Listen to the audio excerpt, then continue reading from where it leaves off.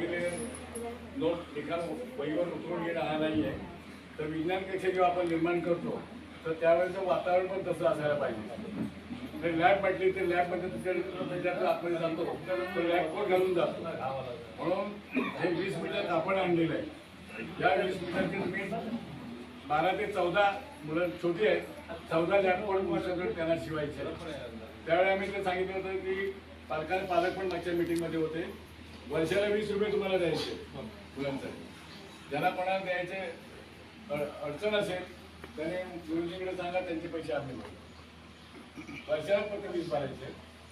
आम्ही माझा प्रत्येक सहकारी आपल्याला दरवर्षी ते 500 रुपये, कोणतरी 500 रुपये दे.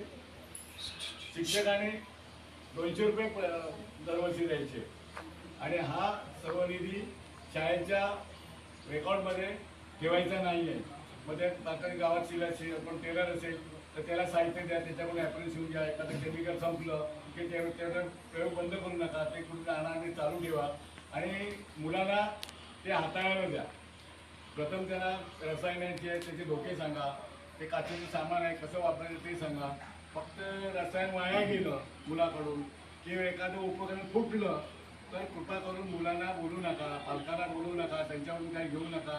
फुटलेलं वाया गेलेलं जे काय असेल ते आम्हाला कळवा, आम्ही तुम्हाला ते तेवढी त्याची पूर्तता करू. मुलांना नावभेद करू नका. आणि मला वाटतं पालकांनी याच्यासाठी जास्तीत जास्त सहकार्य करा.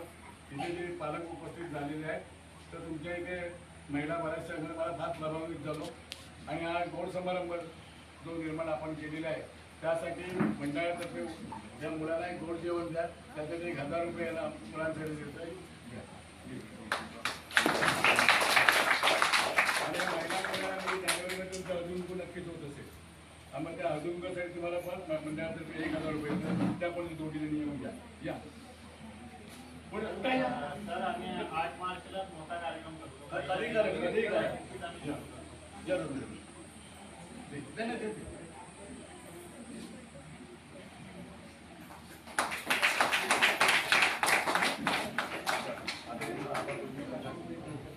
हां आणि 500 रुपये मंडळातून तुम्ही काढला 200 रुपये, विद्यार्थी 20 रुपये, त्या विद्यार्थी 500 रुपये तुम्हाला आहे. हे त्यांच्या डब्यात देतात.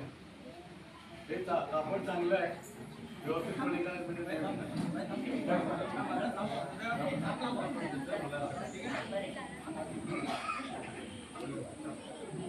फक्त मुलाला कॅरमने तुम्हाला बोललेलं आहे. तुम्ही अडचण झाली तर कॅरम तुमच्याकडे पोचता होईल 1-2 महिने. तुम्हाला पावसाळा संकटमध्ये खेळायला मिळेल. चालेल, एकमेकांना पाठवा चिंता घेऊन.